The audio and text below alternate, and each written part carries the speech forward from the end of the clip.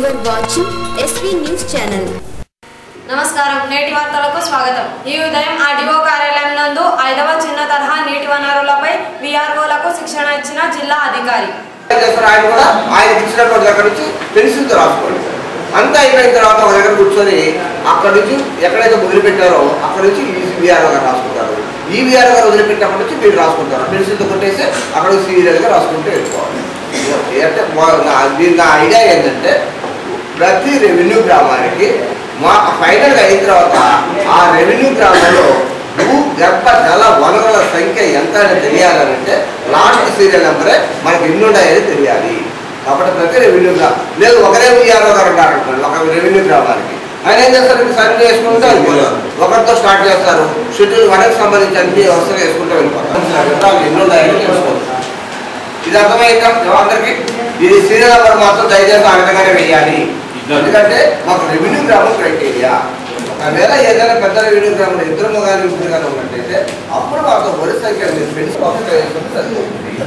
ఓకేనా? ఇది అర్థమైందా? నెక్స్ట్ చూడండి, ఇది ప్రతి గ్రామానికి వరుస సంఖ్యను విడివిడిగా వెళ్ళాలి. ఈ గ్రామం అయిపోయింది.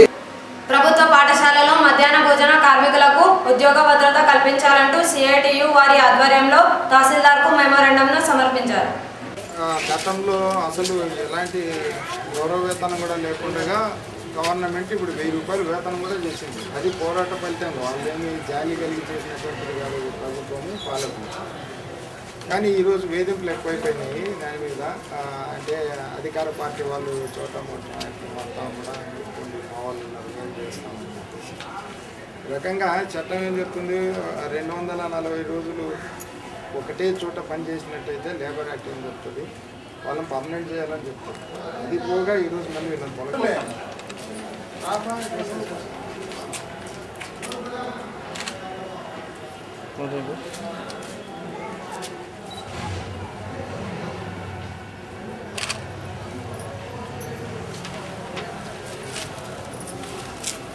సార్ మాట్లాడుతున్న దృష్టికి తీసుకుపోయి మీ సమస్యలపైన ఏదైనా పరిష్కారం ఉంటే వాటి ద్వారా తెలియజేస్తాను.